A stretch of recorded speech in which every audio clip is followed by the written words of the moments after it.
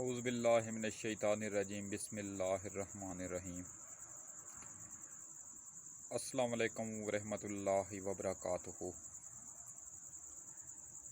प्यारे दोस्तों, मैं हूं आपका मेज़बान राना शहज़ाद अली। आपको अपने इस यूट्यूब चैनल पर एक बार फिर से खुशामदीद कहता हूं और उम्मीद करता हूं कि आप सब लोग भी खैरियत से होंगे। नाज़रीन, इस वीडियो में हम बात करेंगे कपास का कद किस तरह कंट्रोल किया जाए। काश्तकार दोस्तों, उस वक्त मौसम तो काफ़ी बेहतर जा रहा है, जबकि पहले मौसम बहुत गर्म था। अब तो हफ्तावार बारिश का शेड्यूल जारी हो चुका है, यानी हर हफ्ते में बारिश आया करेगी। कपास का कद नहीं बढ़ रहा था। मौसम के पेश नज़र कपास की बाज़ इक़साम का कद बढ़ भी सकता है। वो काश्तकार हजरात जिन्होंने मार्च अप्रैल में बर वक्त कपास लगा ली थी, उस कपास का कद अब तो काफ़ी बढ़ चुका है।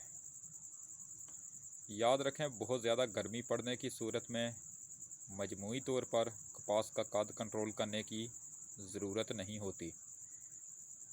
अब जो हमारी कपास की इक़साम चल रही हैं, उनका कद इतना ज़्यादा नहीं बढ़ता, लेकिन कुछ इक़साम ऐसी होती हैं जिनका कद कुदरती तौर पर बहुत बढ़ता है।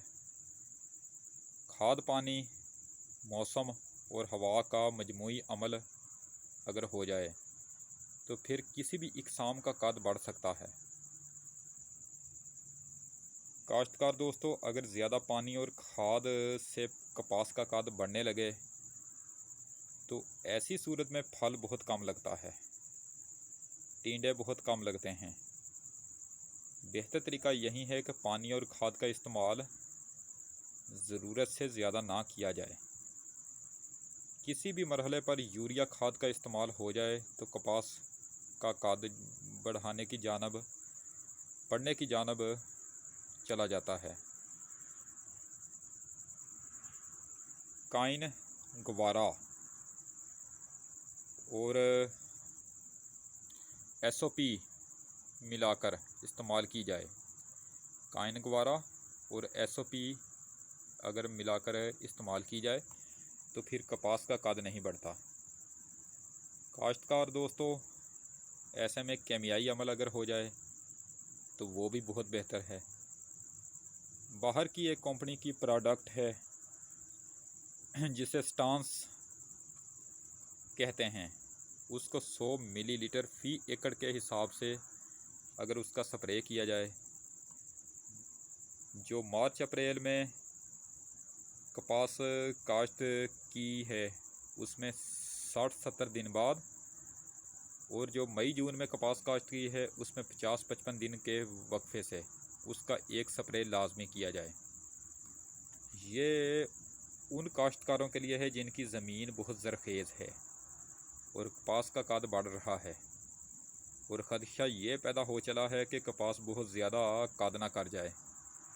ऐसी सूरत में टिंडे बहुत कम लगते हैं, पैदावार बहुत कम होती है। तो स्टांस स्प्रे का एक ही स्प्रे काफ़ी है। लेकिन अगर एक स्प्रे से कद कंट्रोल नहीं होता तो फिर आप 10-15 दिन के वक्फे से दूसरा स्प्रे कर सकते हैं। अगर दूसरे स्प्रे से भी कद कंट्रोल नहीं हो पाता तो यानी कि कद जितना होना चाहिए था उतना कंट्रोल नहीं हुआ, तो फिर आप 10-15 दिन के वक्फे से स्टांस का तीसरा स्प्रे कर दें। ये जो स्टांस है उसके 3 स्प्रे किए जा सकते हैं। उसके अलावा फाइटोफिक्स 80 मिलीलीटर फ़ी एकड़ के हिसाब से उसका भी स्प्रे किया जा सकता है। एक बात याद रखें, उनको गैर ज़रूरी तौर पर अगर इस्तेमाल किया गया तो फिर फसल की शक्ल जो है वो भी बिगड़ सकती है। इसलिए आपने ओवरडोज यानी ज़रूरत से ज़्यादा इस्तेमाल नहीं करना। किसे? फाइटोफिक्स को, ये जो स्प्रे है। फाइटोफिक्स की कम मिकदार ही इस्तेमाल करने की तजवीज़ पेश की जाती है। तो काश्तकार दोस्तों, अब तक के लिए इतना ही काफ़ी है। इंशाअल्लाह ताला बहुत जल्द आपसे एक नई वीडियो में मुलाकात होगी। वीडियो अगर पसंद आए तो काइंडली उसको लाइक ज़रूर किया करें। वीडियो अगर नापसंद भी आए तो उसको डिसलाइक किया करें। अगर आप मुझसे किसी टॉपिक पर वीडियो बनवाना चाहते हैं या मुझे किसी कीमती मशवरे से नवाजना चाहते हैं तो आप नीचे कमेंट बॉक्स में अपना कीमती कमेंट ऐड कर सकते हैं।